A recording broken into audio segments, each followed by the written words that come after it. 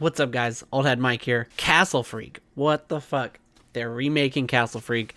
That's the most random choice for a remake, but I'm down for it. So welcome to my reaction and review, and probably gonna do a trailer breakdown as well. Sorry that you get attacked by a werewolf and you into the world.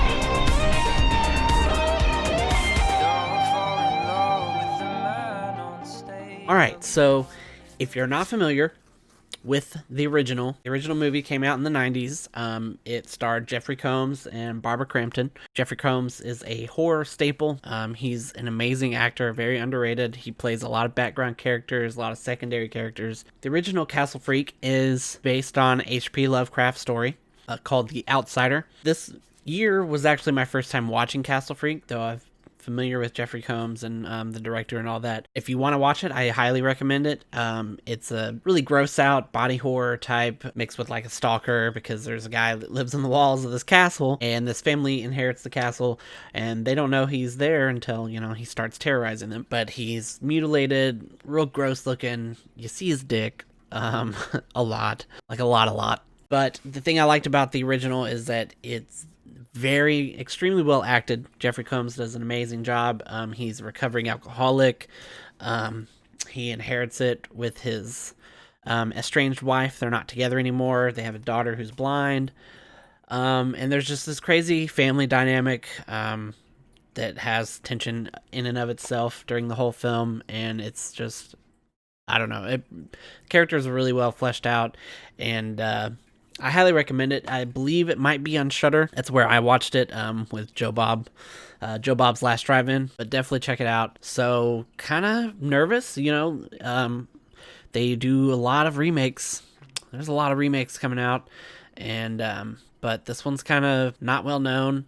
And I believe this is definitely indie. It's not Hollywood. So we're gonna see how it is. I believe Barbara Crampton played the wife in the original. Also helped produce this. Little involvement there, so might help out. So, all right, well, let's go ahead and check this out. Make sure you stab that red subscribe button down below real quick. Thanks.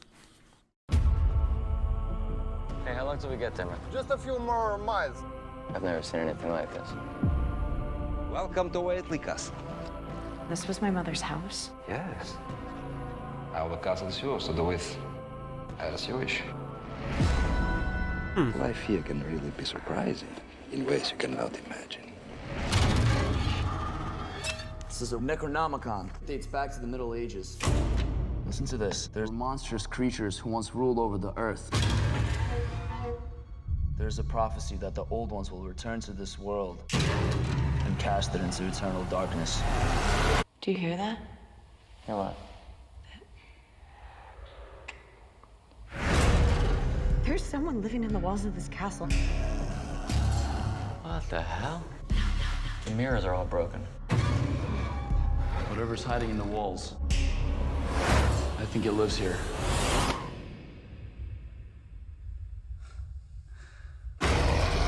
That castle is filled with evil.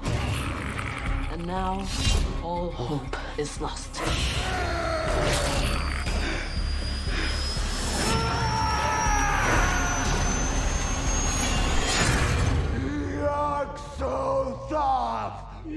Whoa.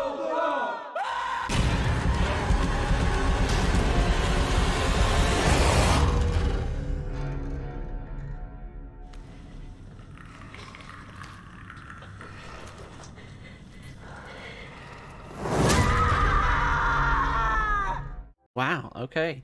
Not gonna lie, that actually looked pretty good. It definitely looks indie. So some of the acting looks like it may be kind of iffy, but I think because it's indie, it's not major Hollywood.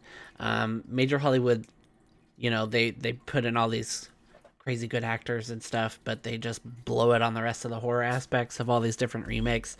So I'm gonna give them the benefit of the doubt. The director, I'll put his name up here. I looked him up earlier. He is actually a special effects artist. Did a lot of special effects on He did special effects for Oculus, The Amazing Spider-Man. I believe that's the Andrew Garfield one, right? Satanic Panic, Scare Package is another one which had ridiculous effects. Wasn't an amazing movie, but it had some good effects. Anyway, so he works with special effects. So it looks like the creature they kept it kind of they kept him. This is not the creature, but they kept the creature.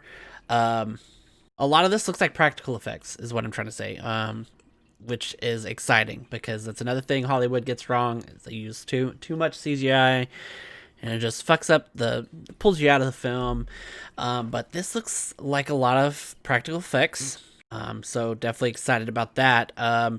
This looks totally different story. So like I said in the original, this man and his wife are separated. They have a daughter who's blind, and they inherit from his like mother, grandmother, or something. Long lost family. I can't remember.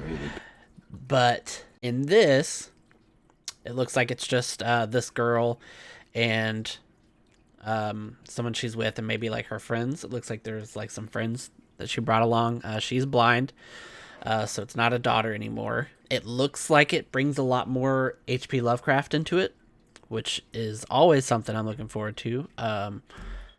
He has a great style and imagining. Yeah, see, look, there's like a Necronomicon, which is nuts. There's this cult looking dudes right here. Sex, of course. Sex in the original.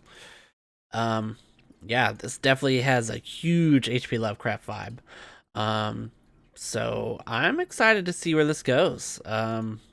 Honestly, I believe it comes out like soon. I don't know how I just now heard of this, but let's see.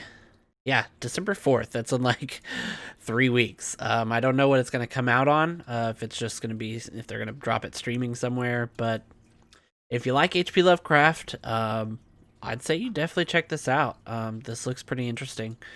Let me know your thoughts down below. If you have any other recommendations of stuff I should check out or react to, let me know. I'm always looking to do some stuff. And I also should have a horror review coming out this weekend for my VHS tapes. So keep an eye on that. Once again, stab that red subscribe button. Really helps me out. And come join the community. Thanks for dropping by. Old Head Mike signing off, reminding you, never too old for this. Someday, love will find you. Break those chains that bind you.